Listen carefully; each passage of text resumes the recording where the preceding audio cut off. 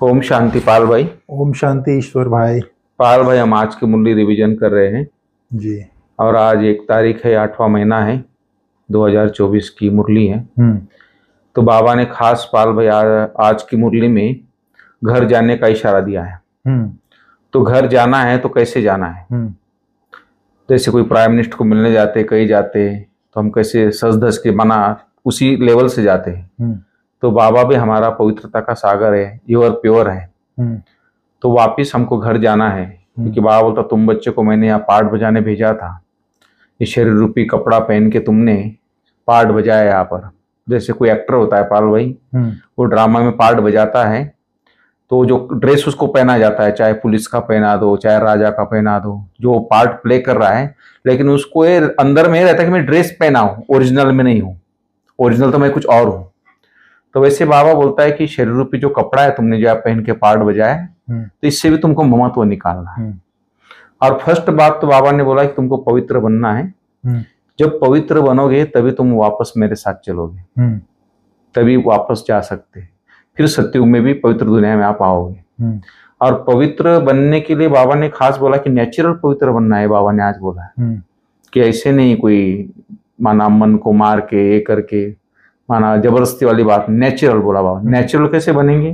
तो बोला बाप की याद से अपने आत्मा रूपी बैटरी की जब आप चार्ज करोगे और बाबा से कनेक्ट रहोगे, बाबा से शक्ति लोगे, तो बाबा जैसे पवित्रता का सागर है, तो हम आत्मा भी नेचुरल पवित्र बनती जाएगी। तो उसके लिए बाबा ने बोला कि घर जाने से पहले बाप तुम बच्चों को कौन सी एक बात बताते हैं। तो भी बाबा ने बताया आज कि जब आप घर चलोगे तो उससे पहले बाप हमको जीते जी मरना सिखाते हैं, कि शरीर देह रूपी वाहन से कैसे उपराम होना है। तो ये जीते जी मरना इस टाइम बाबा हमको सिखाते हैं। तो ये अभ्यास हमको बाबा कराते रोज रोज, इसलिए रोज आत्मा अभिमानी बनने का रोज पाठ पढ़ाते। जैसे बाबा मैं बिंदु वैसे तुम भी बिंदु हो, तो कई बाबा उदाहरण देते हैं, ये जूती है, कपड़ा है, ये चोला है, ये घर है, डब्बी है, आप हीरा हो। तो कई बाबा ने इससे एग्जाम्पल देके बाबा अपने को ओरिजिनलिटी में लाते हैं। तो बाबा मरना सिखाते हैं। मरना माना आना और जाना।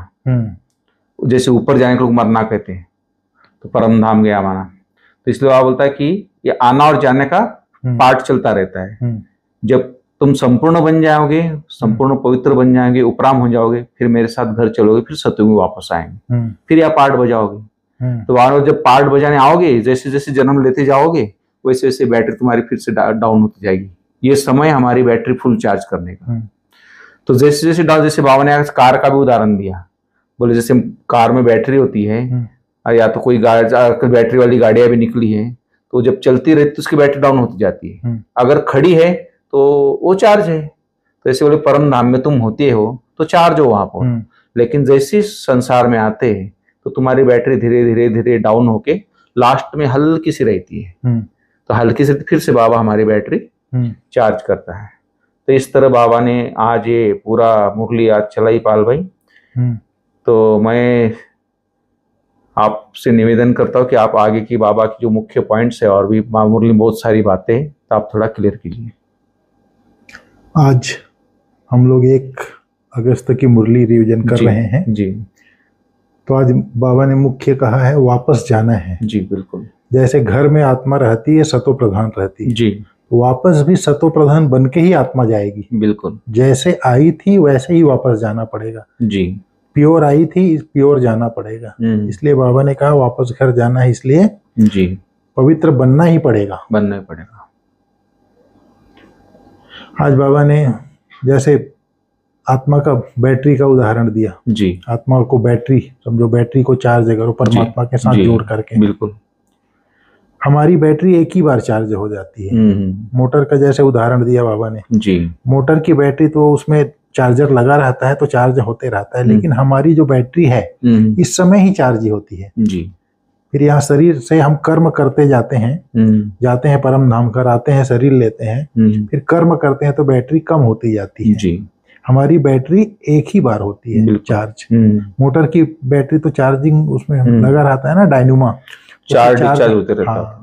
वो चार्ज होते ही रहता है। फिर बाबा ने आज कहा, तो पाल भाई ये भी एक सीखने जैसी बात है। अगर हमारी भी अगर बुद्धि बाबा से कनेक्ट रहे, जैसे उससे कनेक्ट होती है तब वो चार्ज होती है। वैसे हमारे अगर बुद्धि कनेक्ट है बाबा से तो हमारी भी चार्ज होती रहेगी। लेकिन हमारी जो है जैसे मोटर है जी, अभी आपने स्टार्ट किया, स्टार्ट करके जैसे आप अहमदाबाद गए तो उसका डायनेमो चलते ही रहता है, वो चार्ज कंटिन्यूअस करते ही रहता है जी। लेकिन हमारा क्या है, हम एक बार परम धाम से आ गए तो हमारा वहां से डिस्चार्ज होना शुरू होता है। कलयुग अंत तक कट हो जाता है ना वहां से, नहीं कलयुग अंत तक डिस्चार्ज होते ही रहता है। फिर लास्ट में लकीर रह जाती है, फिर बाबा आता है तब हमको चार्ज करता है जी। लेकिन वो मोटर में डायनेमो लगा रहता है और जैसे ही आप गाड़ी चालू करेंगे वो चालू हो चार्ज होते रहता है। तो बाबा ने आज कहा है, घर चलने के पहले बाबा ने कहा तुम्हें जीते जी मरना सिखलाता हूँ जी। ऊपर जाना और आना जी, ये मरना है। आज बाबा ने बोला जी। मरजीवा जन्म अलग होते हैं, जीते जी मरना अर्थात जैसे मैं इस शरीर से भिन्न मैं एक ज्योतिर्बिंदु आत्मा हूँ, इस शरीर से निकल करके परम धाम घर जा रही हूँ। तो ऊपर जाना और आना, बाबा ने आज इसको क्या कहा, इसको ही मरना बोला आज जी। इसको मरना, जाना नहीं मरना। हाँ, आज बाबा ने इसको बोला है। फिर बाबा ने कहा है अपने को आत्मा समझ बाप को याद करने में कोई तकलीफ नहीं है, इसमें गुटखा नहीं खाना है। बाबा ने कहा जी बिल्कुल, अपने को आत्मा समझ बाप को याद करने में कोई तकलीफ, इसको ही कहा जाता है सहज योग। पहले पहले अपने को आत्मा समझना है। आत्मा शरीर धारण कर पार्ट बजाती है, संस्कार भी सब आत्मा में ही रहते हैं। आत्मा की विशेषता आज बाबा बता रहे हैं जी। आत्मा तो इंडिपेंडेंट है, इस शरीर से भिन्न है, स्वतंत्र है। इंडिपेंडेंट माना स्वतंत्र जी। बाप कहते हैं अपने को आत्मा समझ मुझ बाप को याद करो, यह नॉलेज अभी ही तुमको मिलती है और फिर कभी नहीं मिलेगी जी। बाबा ने कहा पवित्र होने के लिए परमात्मा बाप को याद करना है, याद करते करते पाप कट जाएंगे। तुम पैदल करने जाते हो तो भी बाप की याद में रहो जी। अभी ही याद से, अभी माना संगम युग में ही याद से पवित्र बन सकते हो। बाबा ने समझाया है तुम बच्चों को बैटरी कैसे चार्ज करना है, भल घूमो फिरो बाप को याद करो तो सतो प्रधान बन जाएंगे। इस तरह से बाबा ने आज बैटरी और जीते जी मरना इसके लिए कहा है जी। फिर बाबा ने कहा है जब तुम्हारी बैटरी 5000 वर्ष बाद डिस्चार्ज हो जाती है, आज बाबा ने बैटरी के लिए 3-4 पैराग्राफ बोला है बैटरी चार्जिंग डिस्चार्जिंग के लिए 3-4 बार उसी को बार बार रिपीट किया है क्योंकि सतो प्रधान बने बिना आत्मा जा नहीं सकती वापस। बाबा ने कहा 5000 वर्ष के बाद हमारी बैटरी डिस्चार्ज हो जाती है, बाप आकर सबकी बैटरी चार्ज कर देते हैं जी। बाबा ने कहा विनाश के समय सब ईश्वर को याद करते हैं। समझो जैसे बाढ़ आया तो जो भक्त होते हैं वो भी हे भगवान कहते हैं, लेकिन भगवान याद नहीं आ सकता, उनके मित्र संबंधी धन दौलत ही याद आता है। वो हे भगवान जरूर कहते हैं लेकिन वो कहने मात्र है। बाबा ने कहा बाबा ने कहा राधे कृष्ण आदि भी मनुष्य थे जी। राधे कृष्ण आदि भी मनुष्य है परंतु है दैवी गुणों वाले। अभी तुमको ऐसा बनना है, तुम दूसरे जन्म में ऐसा बन जाएंगे अर्थात देवता बन जाएंगे। बाप कहते हैं मीठे मीठे बच्चों अपने को आत्मा निश्चय करो। और बाबा ने कहा है इस शरीर रूपी कपड़े से ममत्व तो निकालना है, उसका डेफिनेशन बताया। तुम इस शरीर को भूलते जाओ, जीते जी मरना बाप सिखलाते हैं, घर आना जाना को ही मरना कहते हैं। अभी तुम बच्चों की बुद्धि में है हम जल्दी जल्दी जावें और जल्दी जल्दी आवें। पहले पहले तो घर मुक्ति धाम जाना पड़ेगा, यह शरीर रूपी कपड़ा यहाँ ही छोड़ना है, फिर आत्मा चली जाएगी जी। जैसे हथ के नाटक के एक्टर का उदाहरण बाबा ने कहा, पार्ट बजाते हैं और कपड़ा वहां उतार देते हैं और घर के कपड़े पहनकर चले जाते हैं। तुम्हें भी अब यह चोला छोड़कर घर जाना है। बाबा ने कहा वहां तो होगा एक आदि सनातन देवी देवता धर्म, अभी तो अपने को हिंदू कह देते हैं जी। सतयुग में होगा आदि सनातन देवी देवता धर्म, अपने को हिंदू कह देते हैं। अपने श्रेष्ठ धर्म कर्म को भूल गए हैं तब तो दुखी हो गए हैं। अभी तो अपने को अभी बाबा ने कहा सतयुग में तुम्हारा श्रेष्ठ कर्म धर्म कर्म था जी। अभी कलयुग में धर्म भ्रष्ट है, बेहद का बाप आकर नई दुनिया स्वर्ग रचते हैं।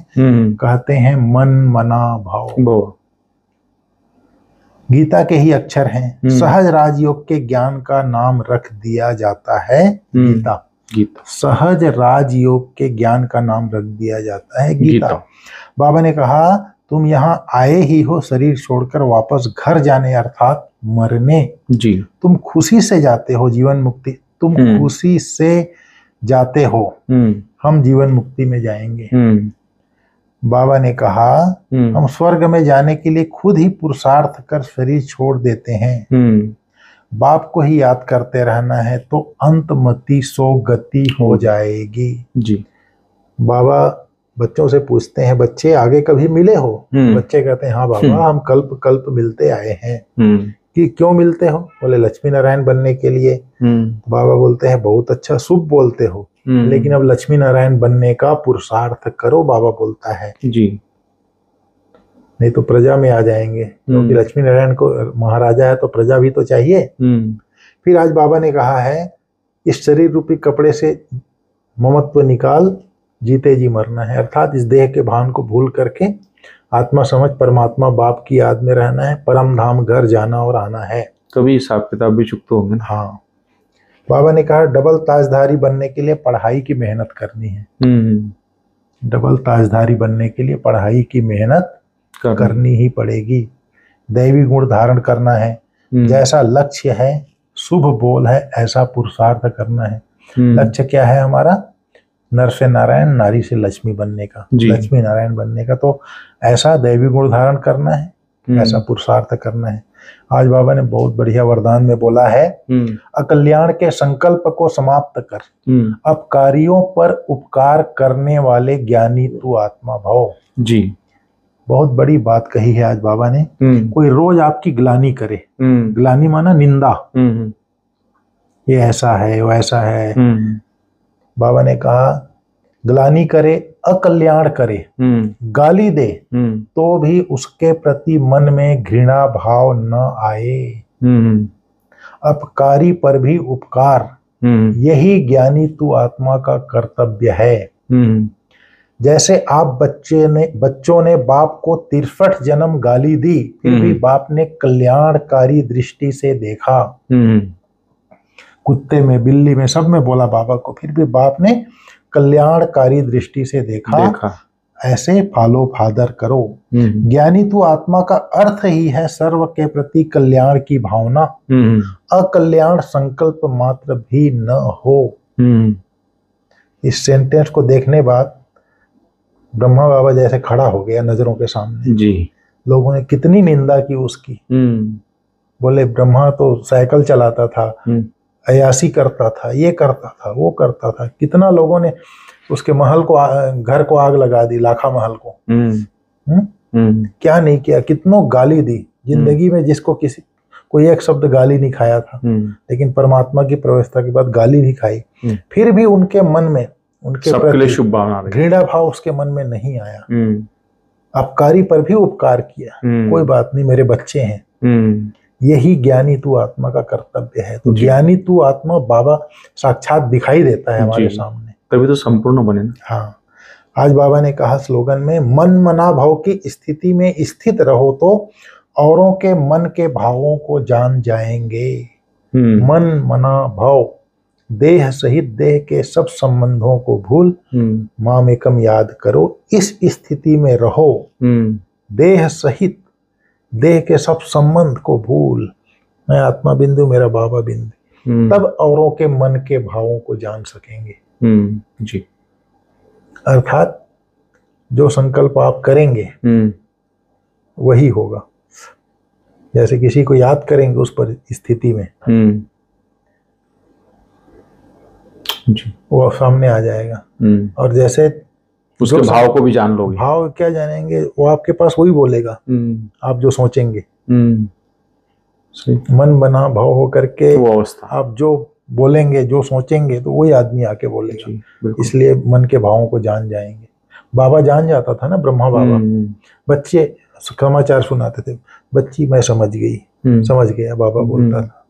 तो जो मन मना भाव की स्थिति में रहता है वो दूसरे के मन के भावों को जान जाता है। जी। बाबा प्रत्यक्ष उदाहरण था ना। ठीक ईश्वर भाई, ओम शांति।